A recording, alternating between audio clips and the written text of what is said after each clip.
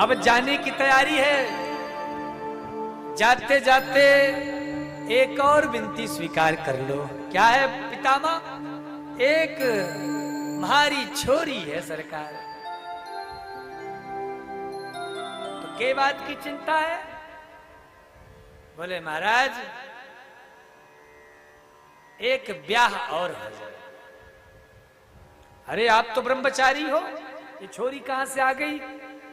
तो मत इतिमति रूप कल्पिता वितृष्ण। ये मति, ये बुद्धि, ये मेरी बेटी है, तो पति नहीं मिलता। अरे भैया कन्या जितनी पढ़ी लिखी हो, यज्ञ हो, वर भी तो वैसा हो, तो बहुत ज्यादा पढ़ी लिखी है। बोले मत पूछो क्या डिग्री है। वितृष्णा भगवती सात्वत पुंगवे विभू। इसमें कोई तृष्णा नहीं है।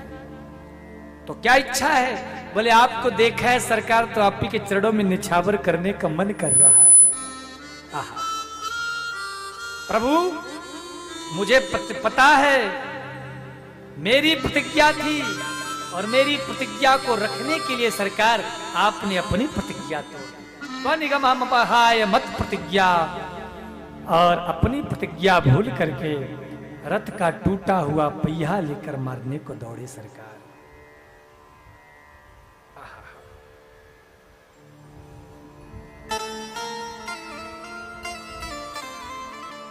प्रभु एक प्रार्थना है,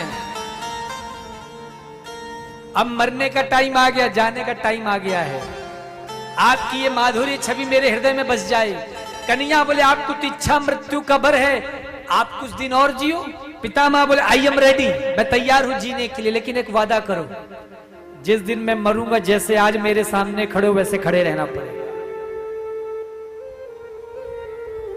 भगवान ने कहा ये वादा मैं नहीं कर सकता। क्यों? क्योंकि ये मौका बार बार नहीं मिलेगा, बार बार मैं आता नहीं रहूंगा, बार बार सामने नहीं आऊंगा। बोले जब आप बार बार नहीं आओगे तो ऐसा अद्भुत मौका मैं भला कैसे छोड़ दूं? यह गीत गाकर तननाथ त्याग,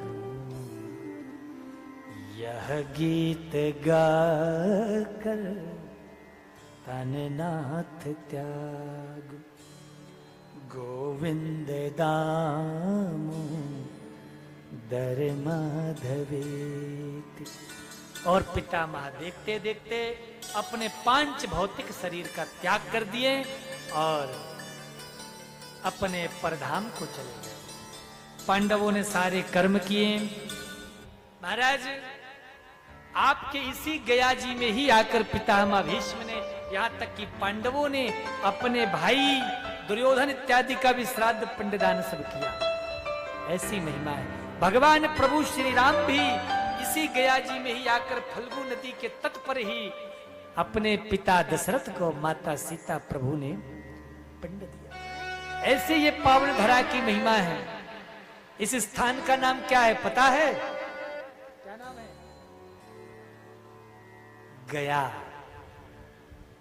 ये गया क्यों पड़ा है? गयासुर नाम का राक्षस था महाराज। ब्रह्मा की सृष्टि में एक अयोनिज बालक हुआ, मतलब किसी के गर्भ से नहीं हुआ।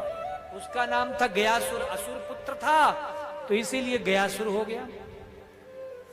गयासुर राक्षस स्त्री के गर्भ से नहीं हुआ, तो उसकी बुद्धि बड़ी दिव्य थी। गयासुर ने सोचा कि मैं क्या करूं जिससे समाज मुझको याद रखे। तो महाराज उसने क्या किया? तपस्या की। किसकी की? नारायण की। ये जो गयासुर की जो ये गया की जो पंचकोशी भूमि है ना, ये पूरी नारायण की भूमि। किसकी भूमि है? नारायण की। कथा आती है कि गयासुर ने भगवान विष्णु की तपस्या की। ज्यादातर राक्षस या तो ब्रह्मा जी की या शंकर जी की तपस्या करते हैं, लेकिन गयासुर ने किसकी की? किसकी? बोलो राधे राधे, और जोर से बोलो। घर की याद आ रही है? कितने लोग आज चले जाएंगे बस से? हाथ ऊपर करो। बस 4-5 लोग जाएंगे आज लखनपुर। 4-5 लोग के लिए बस जा रही है। अरे वाह। या फिर महाराज कहीं वो बाकी लोग आपको छोड़ के तो नहीं चले गए? बोले राधे राधे। मैं क्या बता रहा था?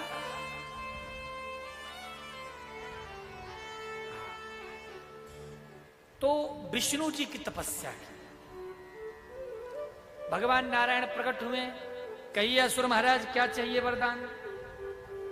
तो गयासुर ने कहा, बोले प्रभु इस संसार में बड़े पापी हैं, बहुत पाप करते हैं, आप मुझ में ऐसा वर दीजिए, ऐसी योग्यता दीजिए कि जो भी हमको देख ले, कितना भी बड़ा पापी हो, उसके सारे पाप तत्काल नष्ट हो जाएं और वो स्वर्ग का अधिकारी बन जाए। भगवान ने कहा मस्तु। देखो महाराज, आजकल लोगों को मौका मिले तो मांगेंगे क्या? मकान हो जाए, पोते के बहू हो जाए, पोता हो जाए बहू के, बढ़िया गाड़ी हो जाए, दुकान हो जाए। लेकिन गयासुर ने क्या मांगा? जो हमको देखे वो स्वर्ग चला जाए। अब गयासुर ने सोचा कि हम एक जगह बैठेंगे तो कम ही लोग देखेंगे, तो क्या किया? बोले जहां भी उसको पापी नजर आते उधर ही निकल जाता, लोग उसको देखते और साफ स्वर्ग जाने लगे। ऐसी परिस्थिति बनी महाराज की गयासुर घूमने लग गया, प्रकृति का संतुलन बिगड़ गया, यमलोक खाली होने लगा महाराज। यमलोक में वो यमराज की जो बहुत बड़ी भट्टी कड़ाही तेल की पड़ी है ना, जैसे हम लोग पकौड़ी तलते ना, वैसे उसमें जो पापी होते उनको तला जाता है, वो पूरी खाली गरम भट्टी, बिना किसी आत्मा के, बिना किसी पापी के महाराज चल रही है। अब तो यमदूतों ने कहा हम भी गयासुर के दर्शन करेंगे, यमराज के बहुत नौकरी करेंगे। ब्रह्मा जी जिसको भी भेजते कि जाओ इसको लेके आओ नरक में पटकना, पता चलता गयासुर ने उसको पहले ही दर्शन दे दिया। वो स्वर्ग पहुंच गया, ब्रह्मा जी का रजिस्टर धरा का धरा। बोलो राधे राधे। ब्रह्मा जी ने कहा ये तो बड़ी विचित्र बात हो गई, अब क्या होगा? तो ब्रह्मा जी, यमराज गए ब्रह्मा जी के पास, ब्रह्मा जी गए विष्णु जी के पास। ब्रह्मा जी ने एक युक्ति सोची पहले। ब्रह्मा जी आए गयासुर के पास आकर कहें, अरे गयासुर आप तो बड़े पुण्यात्मा हो, सुनो हम यज्ञ करना चाहते हैं, परंतु हमें कोई पवित्र स्थान चाहिए, मिल नहीं रहा। गयासुर ने कहा आप आए हैं मेरे पास और इस समय तो जो मुझे देख ले उसे स्वर्ग मिल जाए, तो आपको मेरे शरीर से अधिक पवित्र स्थान कहां मिलेगा? तो आप मेरे शरीर के ऊपर ही यज्ञ करो। ब्रह्मा जी बोले हम ठीक है, बिल्कुल रेडी, हम तैयार हैं। तो उसने 5 कोस लंबा चौड़ा अपना शरीर बनाया और मार्ग पर ही लेट गया। ब्रह्मा जी बैठे यज्ञ में, तो यज्ञ में बैठे तो मन में सोचे कि ये कहीं यज्ञ में ही बैठ करके और फिर महाराज चलने ना लग जाए। तो पीठ के बल बैठा हुआ था गयासुर, तो बड़ा भारी महाराज हवन कुंड धर दिया, फिर भी गयासुर चल रहा है। यज्ञ भी ब्रह्मा जी कर रहा है और फिर भी चल रहा है। तब 33 करोड़ देवी देवताओं को बुलाकर बिठा दिया ताकि इसकी रफ्तार तो थोड़ी धीमी हो।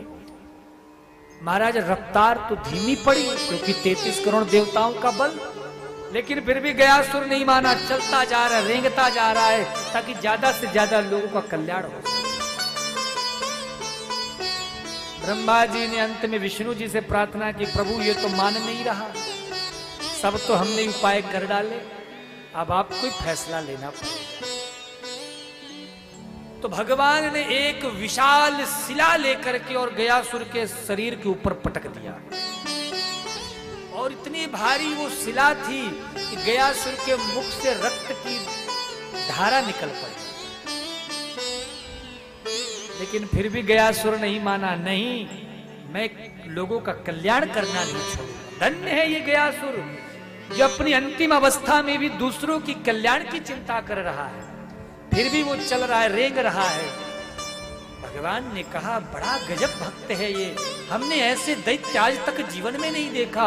अंत में भगवान खुद उस शिला के ऊपर आकर के बैठ गए, और जैसे ही भगवान बैठे गयासुर ने देखा कि अब तो भगवान ही मेरे ऊपर आ गए, तो वहीं पर एक जगह ठहर जाता है।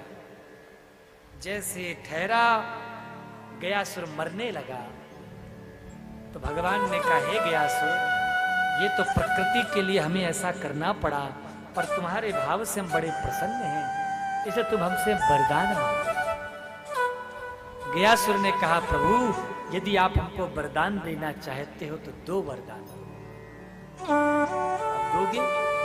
मैं तो मर जाऊंगा, लेकिन मुझे वरदान दो, जो भी व्यक्ति, जो भी जीव इस गया की भूमि में आकर के और उस गया की भूमि को स्पर्श कर ले, उसको कभी नरक ना जाना पड़ेगा। आप पहला वरदान। धन्य हो गयासुर, मर रहे हो लेकिन अभी भी दूसरों के कल्याण के लिए वरदान मांग रहे हो, दूसरा मांगो।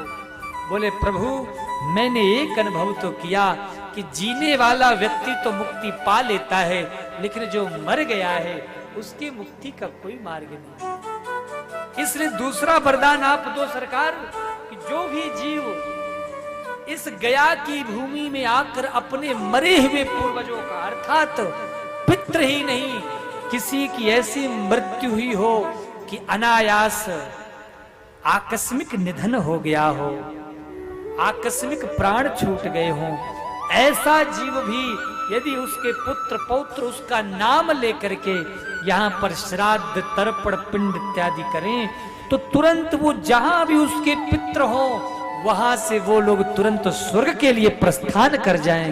आप दूसरा वरदान मुझे यह दो। भगवान ने कहा, सुनो, अब यह जो भूमि है, यह भूमि आज से तुम्हारे नाम से ही जानी जाए, और दूसरों को छोड़ो, हम खुद इस भूमि पर आके बैठ जाएंगे। तो जो भी इस भूमि में आकर के दर्शन करेगा, अपने पूर्वजों के नाम से जल तर्पण पिंड देगा, उसको सदैव यमपुरी से रक्षा तो होगी ही, और स्वर्ग में भी उसे उत्तम कोटि का स्थान प्राप्त होगा। बोलो गया धाम की। ऐसी है यह पावन गया की महिमा है। तब पांडवों ने भी गया जी में आकर के तर्पण इत्यादि किया।